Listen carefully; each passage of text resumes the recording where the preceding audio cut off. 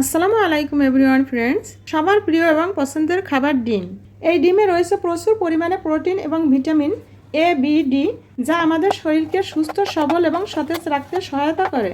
হতে পারে মুরগির ডিম, হাঁসের ডিম বা মাছের ডিম, যে কোনো ডিমই ছোট বড় সকলেরই খুবই প্রিয় এবং পছন্দের খাবার। তাই আজকে আমি সম্পূর্ণ ইউনিক বা নতুন একটি রেসিপি আপনাদের মাঝে শেয়ার করলাম। এই রেসিপি খেতে খুবই টেস্ট এবং স্বাদে অতুলনীয়। তো এবার চলুন দেখি রেসিপির উপকরণ এবং রান্না করার পদ্ধতি। তো এভাবে আমি এক এক করে রেসিপির সকল উপকরণগুলো প্রস্তুত করে নিলাম। এই রেসিপির সাথে কিছু চিংড়ি মাছের প্রয়োজন, তাই আমি বাজার থেকে কিছু মাঝারি সাইজের চিংড়ি মাছ কিনে নিয়ে আসলাম এবং মাছগুলোকে সুন্দরভাবে ধুয়ে পানি ঝরিয়ে কেটে নিলাম। এরপর এভাবে খোসা ছাড়িয়ে নিলাম। এভাবে এক এক করে সব মাছেরই খোসা ছড়িয়ে নিলাম। যেহেতু ডিম ভুনা করব, তাই পেঁয়াজের পরিমাণটা একটু বেশি করে নিলাম। তো এভাবে একটু বেশি করে পেঁয়াজ ভালোভাবে কুচি করে নিলাম এবং কিছু কাঁচামরিচও এভাবে দুই ভাগ করে কেটে নিলাম। তো এভাবে আমি রেসিপির সকল উপকরণগুলো প্রস্তুত করে নিলাম। চলুন এক নজর রেসিপির সকল উপকরণগুলো দেখে আসি। প্রথমে মাছের ডিম ভালো করে ধুয়ে পানি ঝরিয়ে কেটে কুচি করে নিলাম। এরপরে কিছু চিংড়ি মাছ ভালো করে ধুয়ে পানি ঝরিয়ে খোসা ছাড়িয়ে নিলাম। এখানে কিছু পেঁয়াজ ভালো করে কুচি করে নিলাম। এখানে কয়েকটা কাঁচামরিচ কেটে নিলাম। পেঁয়াজ বাটা, রসুন বাটা নিলাম। এখানে মরিচের গুঁড়ি, হলুদের গুঁড়ি এবং হাফ চামচ ধনিয়ার গুঁড়ি, কোয়ার্টার চামচ পরিমাণ জিরার গুঁড়ি এবং পরিমাণ মতো লবণ নিলাম। তো এরপরে আমি ডিমের রেসিপি রান্না করা শুরু করলাম। তো চলুন দেখি কিভাবে আমি রান্না করলাম।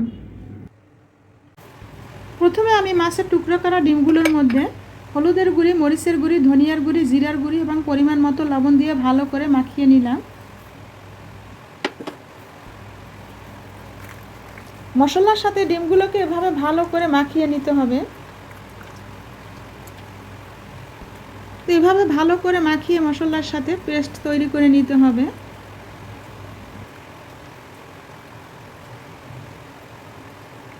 এই ডিম ব্লেন্ড করা যাবে না, তাই হাতে মেখে এভাবেই পেস্ট তৈরি করে নিলাম।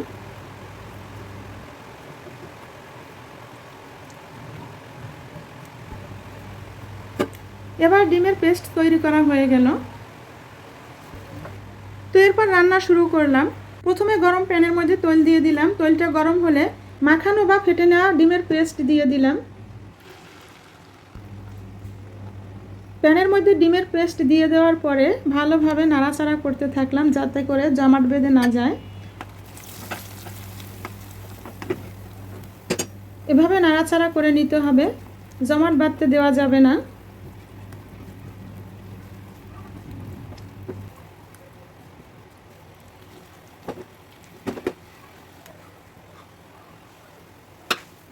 এবং এর মধ্যে একটু পেঁয়াজ বাটাও দিয়ে দিলাম। পেঁয়াজ বাটা দিয়ে ভালো করে নেড়ে চেড়ে মিশিয়ে নিলাম।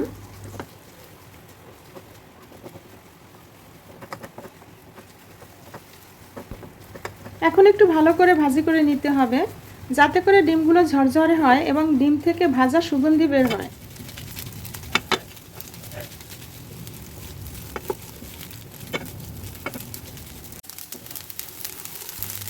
এবার ডিমের রসালো ভাব শুকিয়ে গেছে, ডিম ফুটছে। তো আমার ডিম ভাজি করা হয়ে গেল। তো এখন আমি ডিম তুলে ফেলবো এবং ডিম রান্না করা শুরু করব। এখন রান্না করার জন্য আমি গরম প্যানের মধ্যে তেল দিয়ে দিলাম। তেলটা গরম হলে এর মধ্যে আমি বেশি করে কিছু পেঁয়াজ কুচি বাদামি কালার করে ভাজি করে নিলাম।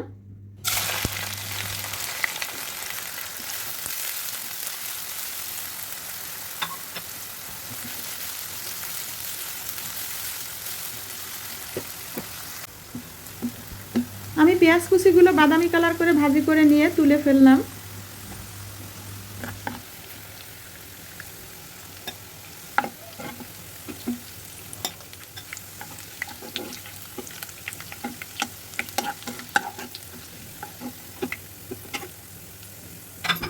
পেঁয়াজ ভাজা তৈলের মধ্যে আমি চিংড়ি মাছগুলোকে ভাজি করে নেব, কারণ চিংড়ি মাছগুলো ভাজি করে নিলে কাঁচা গন্ধটা থাকবে না এবং চিংড়ি মাছ থেকে খুব সুন্দর একটা সুগন্ধি আসবে। তাই আমি চিংড়ি মাছগুলোকে ভাজি করে নিলাম।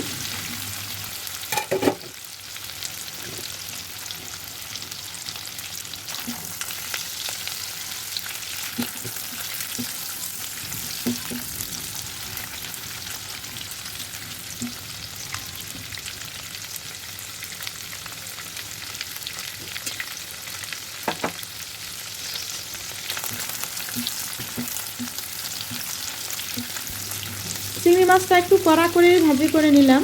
চিংড়ি মাছ ভাজি করে নিলে একটু শক্ত হবে এবং খেতেও খুব টেস্ট হবে। এর মধ্যে কিছু কাঁচা পেঁয়াজ দিয়ে ভাজি করলাম।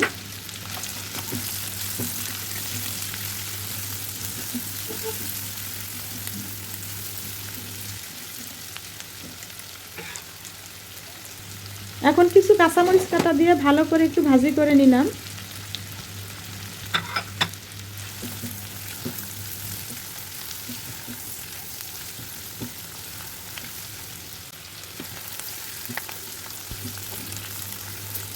এরপরে পেঁয়াজ বাটা দিয়ে একটু মাছের সাথে ভালো করে মিশিয়ে নিয়ে ভাজি করে নিলাম।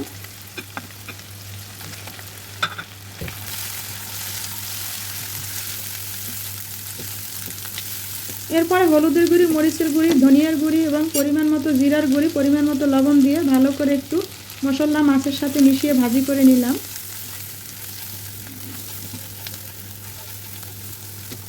তো এবার ভাজা হয়ে গেল। এখন আমি পরিমাণ মতো একটু পানি দিয়ে আবার কষিয়ে নিলাম। কষানো মাছে বলক আসলে রসুন বাটাও দিয়ে দিলাম এবং বাদামি কালার করে ভাজা পেঁয়াজও দিয়ে দিলাম।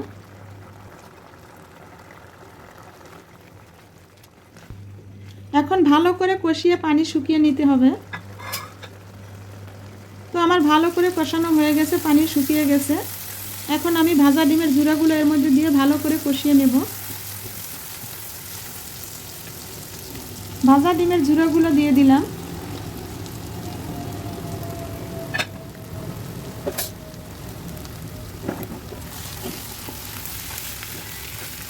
ডিম ভাজি করে নেওয়ার পর একটু ঠান্ডা হলে আমি আবার হাত দিয়ে ডিমগুলোকে ভালোভাবে ঝুড়া করে নিয়েছি।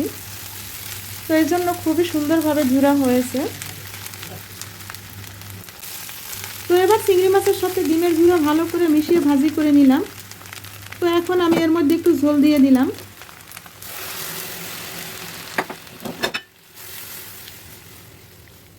শুধু সিদ্ধ হওয়ার জন্য পরিমাণ মতো ঝোল দিতে হবে, বেশি ঝোল দেওয়া যাবে না, তাহলে স্বাদ নষ্ট হয়ে যাবে।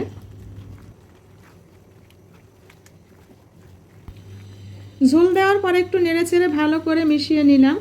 এরপরে সিদ্ধ হওয়ার জন্য আমি একটু ঢাকনা দিয়ে রান্না করে নিলাম। মাশাআল্লাহ, খুব সুন্দর স্মেল আসছে এবং খুব সুন্দর একটা সুগন্ধি আসছে। সত্যিই বলছি, অসাধারণ স্বাদের এই ডিম ভুনা খেলেই বুঝতে পারবেন কতটা স্বাদ এবং কতটা টেস্ট। চিংড়ি মাছ দিয়ে মাছের ডিম ভুনা করা হয়ে গেল। এখন আমি কয়েকটা কাঁচামরিচ দিয়ে দিলাম এবং কিছু ধনেপাতা কুচি দিয়ে দিলাম। প্লিজ ভিডিওটি ভালো লাগলে লাইক, কমেন্টস এবং শেয়ার করুন। এরকম আরও নতুন নতুন ভিডিও পেতে আমার চ্যানেলটি সাবস্ক্রাইব করুন। সকলের প্রতি শুভ কামনা রইল। সকলে ভালো থাকবেন। আল্লাহ হাফেজ।